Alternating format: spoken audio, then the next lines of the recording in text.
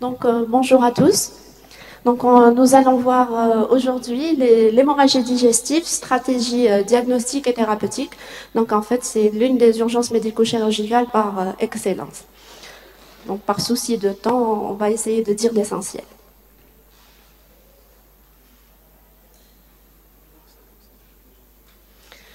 En généralité, c'est quoi l'hémorragie digestive? Donc, c'est l'extériorisation de sang qui va provenir du tube digestif, que ce soit sous forme d'hématémèse, c'est du sang rouge, extériorisé par la bouche, du méléna, qui sera du sang noirâtre, extériorisé par voie basse, ou bien des rectorragies, qui sont du sang rouge, extériorisé également par voie basse.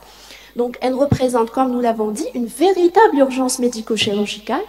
Et il faut savoir évaluer la gravité de cette hémorragie par l'abondance et par le retentissement qu'elle engendre. Et pouvoir faire le diagnostic étiologique, l'endoscopie digestive et l'examen clé. Et la prise en charge doit être multidisciplinaire, elle doit être rapide, car le pronostic vital peut être mis en jeu, car elle est greffée d'une mortalité d'environ 10%. Donc, nous avons deux catégories, une hémorragie digestive haute et une hémorragie digestive basse. Donc cela se définit par rapport à la localisation. Donc toutes les hémorragies qui sont au-dessus, donc en amont de l'angle de traite, c'est l'hémorragie digestive haute, dominée principalement par la maladie ulcéreuse gastro-duodénale et l'hypertension portable. Et nous avons les hémorragies basses qui surviennent en aval de l'angle de traite. Ça peut être le côlon, le grêle, l'anus, etc. Donc, par souci de fréquence et de temps, donc, nous allons nous intéresser plus à l'hémorragie digestive haute. Donc, en fait, la stratégie diagnostique, elle répond à quoi? Donc, il faut savoir répondre à 4 questions. Est-ce bien une hémorragie digestive? Quel type d'hémorragie? Quelle en est la cause et quelle est la gravité de cette hémorragie? Comment la reconnaître? Comment faire ce diagnostic positif? Il y a des cas faciles où l'hémorragie est extériorisée, ou des cas difficiles où elle n'est pas extériorisée. Soit nous sommes devant un état de choc, ou bien c'est un saignement occulte, ça sera donc lors d'une anémie chronique fériprive. Il faut savoir éliminer ce qui n'est pas une hémorragie, c'est-à-dire le diagnostic différentiel. Donc dans notre interrogatoire, donc, les aliments, les médicaments qui peuvent colorer une hémorragie qui n'est pas d'origine digestive, donc tout ce qui est pulmonaire, tout ce qui est ORL, etc. Et par rapport à l'hémorragie digestive basse, bien sûr, c'est l'hémorragie par rapport à l'hémorragie digestive haute, c'est l'hémorragie digestive basse. Comment je vais évaluer la gravité de mon hémorragie? Toujours il faut être méthodique, donc par des critères qui sont liés au terrain, donc des critères cliniques, des critères biologiques et des critères évolutifs. En fait, l'évaluation de la gravité, c'est beaucoup plus par la quantité de sang extériorisé. C'est le premier critère disponible on a tendance plutôt à la surestimation. Donc, on va rechercher ces signes de choc, ces signes d'hypovolémie. Et en fait, c'est le rythme de transfusion, le volume de ces concentrés transfusés pendant les 24 premières heures qui va, pour rétablir l'état hémodynamique, qui va nous dire si cette hémorragie est grave ou pas. Donc, par rapport justement à cette quantité de sang, elle est soit transfusion, donc minime, moyenne ou grave. Donc, on fera ensuite notre enquête étiologique. Donc, toujours par un interrogatoire. C'est important de rechercher donc, des antécédents de maladies ulcéreuses, de tabac, de prises médicamenteuses, notamment les INS, un examen clinique qui sera complet et méthodique. Ensuite, on passera à la paraclinique. Par rapport à la paraclinique, bien sûr, la fibroscopie œsogastro-duodénale est l'examen clé. Donc, à visée diagnostique, thérapeutique et pronostic. Et bien sûr, il faut que mon malade soit stable sur le plan hémodynamique pour pouvoir effectuer cet examen. Donc, est-ce que je fais cet examen sur un patient vigile, c'est-à-dire qui n'est pas sédaté, ou bien je dois le sédater et l'intuber? Donc, tout dépendra. En fait, mon patient doit être coopérant. Il doit être stable sur les plans hémodynamiques, au moins une hémoglobine supérieure à 7 grammes par décilitre. Il ne doit pas être hypoxique et l'istoma, il doit être à jeun, bien sûr. Donc, ou bien on va utiliser ce qu'on appelle de l'érythromycine pour pouvoir activer la vidange de cet estomac, à condition, bien sûr, qu'il n'y ait pas de contre-indication, par exemple par rapport au QT long. Donc maintenant, quand est-ce que je dois intuber mon malade? Quand il y a des troubles de la conscience, une instabilité hémodynamique ou quand il y a une présomption d'une hémorragie cataclysmique ou pour permettre un traitement endoscopique sous la demande de l'opérateur. Chose à retenir, très importante, quand est-ce que je dois faire l'endoscopie digestive? Une question qu'on se pose souvent. Donc toujours avant les 24 premières heures. Donc parfois moins de 12 heures lorsqu'il s'agit de l'hypertension portale. Donc, et dès que possible, quand il y a un choc hémorragique dans l'atteinte d'une stabilité du patient. Donc, il existe des scores spécifiques de cette hémorragie digestive haute qui sont décrits depuis longtemps. Donc, nous citerons donc, le score de Rocker, qui est lui un score clinico-biologique et qui utilise également l'endoscopie. Il faut savoir qu'un score supérieur ou égal à 8 donc, est corrélé à un taux de décès important. Et nous avons le score de Glasgow-Blashford, donc le GBS, qui est lui un score qui est plutôt clinico-biologique. Donc, à titre d'exemple, donc, si nous avons un score qui est égal à 0, c'est-à-dire que le patient répond à ces critères, donc il n'y aura pas besoin de transfusion globulaire, pas besoin d'un traitement endoscopique, pas de récidive, pas de décès. Donc, nous passons directement aux étiologies. Nous n'allons pas les détailler, nous allons voir juste les choses importantes à retenir. Donc, la première étiologie, c'est la maladie ulcéreuse gastro-duodénale. Donc, toujours, si je retrouve un ulcère donc, dans mon endoscopie digestive, il faut savoir le classer selon la classification de Forrest. Donc, vous voyez, Forrest 1, Forrest 2, Forrest 3. Donc, et voici les images endoscopiques qui correspondent à cette classification. Pour essayer de retenir, il faut savoir que plus le Forrest est bas, plus l'hémorragie est grave, pour pouvoir le retenir. Donc un Forrest 1 est plus grave qu'un Forrest 3. Et bien sûr, il y a des facteurs prédictifs de récidive de ce saignement de la maladie ulcéreuse.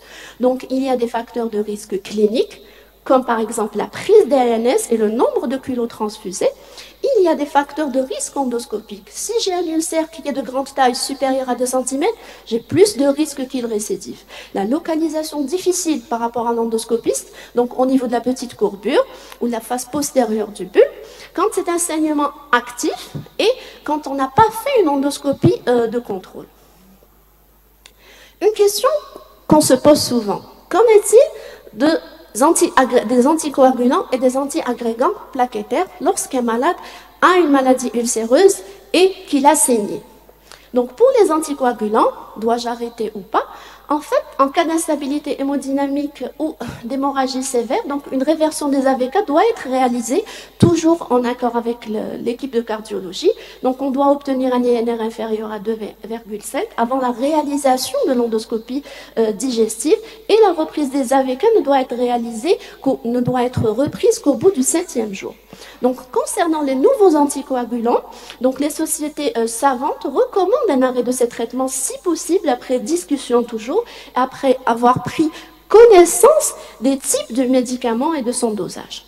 Par rapport aux antiagrégants plaquettaires, tout dépendra du stade de l'ulcère, que ce soit en prophylaxie primaire ou en prophylaxie secondaire. Donc, deuxième étiologie, c'est l'hypertension portale. Donc, comme vous le voyez, donc l'hypertension portale, elle peut survenir par un bloc infrahépatique, intrahépatique ou sushépatique. Donc, les images que l'on voit, donc on voit ici des varices œsophagiennes. Donc, au niveau du bas, on voit des varices sous-cardiales. Donc, ça peut être une gastropathie hypertensive. Donc, ce que vous voyez également en bas, donc c'est l'aspect en haut à terme long. Donc, et tout à fait, c'est des varices qui sont ectopiques, c'est-à-dire qu'elles ne sont pas dans leur endroit habituel. Donc, quelle sera ma prise en charge thérapeutique en fait? Donc, je dois restaurer l'hémodynamique, je dois corriger ma volémie, donc par rapport à ma tension artérielle et à mon débit cardiaque, avec une pression artérielle à 65 mm de mercure, une hémoglobine 7 à 8, surtout le message par rapport à l'hypertension portale. Donc ne pas transfuser le malade et espérer avoir un 11 d'hémoglobine, un 12 d'hémoglobine, car ceci entretient l'hypertension portale, on va entretenir l'hémorragie. Et bien sûr, quand il s'agit d'un coronarien, il faut obtenir de 10 grammes d'hémoglobine par rapport à sa pathologie. Toujours oxygéné, oxygénation systématique, même si donc il n'y a pas une diminution de la SpO2 parce que cela améliore l'oxygénation des tissus. Donc en fait, il faut une mise en condition. Ensuite, je dois établir l'hémostase, je dois améliorer la coagulabilité, ne pas oublier le PFC, diminuer la pression transmurale des vaisseaux en utilisant des substances vasoconstrictives. Donc, dans l'hypertension portale, on va utiliser l'octréotide, qui est la sandostatine, et on utilisera également aussi les IPP à forte dose. Et il faut combler la brèche vasculaire, on va le voir. Et les traitements associés, on peut avoir une antibiothérapie. Donc l'antithérapie, elle est systématique au cours de l'hémorragie par hypertension portale. Donc cela a été encore confirmé lors de la dernière conférence de consensus de Baveno 7. Donc le lactulose par rapport à l'encéphalopathie hépatique, donc par rapport à la prévention, c'est c'est pas consensuel. Et on ne maintient que l'aspirine dans la bithérapie anti-agrégant plaquettaire dans l'attente de l'avis du cardiologue. Comment je vais combler ma brèche vasculaire? Donc les différents moyens. Donc les IPP à forte dose, donc 80 mg de bolus olivé, puis 200 mg au bout de 72 heures à la seringue électrique, lorsqu'il s'agit d'une maladie ulcéreuse. Lorsqu'il s'agit d'une hémorragie par rupture de varices œsophagiennes ou par hypertension portale, comme nous l'avons dit, de la sandostatine à la seringue électrique, 48 heures à 5 jours.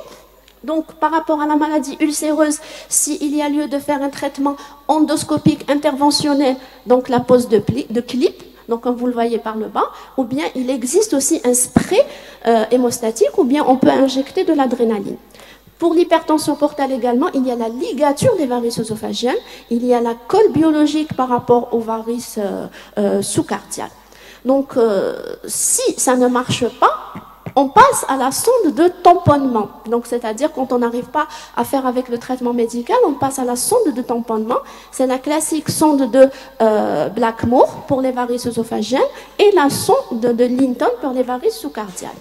Donc, l'artériographie a ces indications, donc, mais dans l'hémorragie digestive qui n'est pas liée à l'hypertension portale, et quand il y a un échec au traitement endoscopique, et dans les hémorragies digestives, avec un saignement actif objectivé au niveau de la TDM. Donc, un mot par rapport aux hémorragies digestives basses, par rapport aux étiologies. Vous avez dépassé, madame. Hein? J'ai fini. Allez-y, vous avez 1 minute en plus. Donc, diverticules, polypes, angiodysplasie, etc. Donc, en conclusion, c'est une urgence médico-chirurgicale. La prise en charge est multidisciplinaire bien codifiée, nécessité de l'évaluation de la gravité et de la mise en condition. Le pronostic vital peut être mis en jeu. La fibroscopie et l'examen clé peut être pour le diagnostic et la thérapeutique. Et je vous remercie.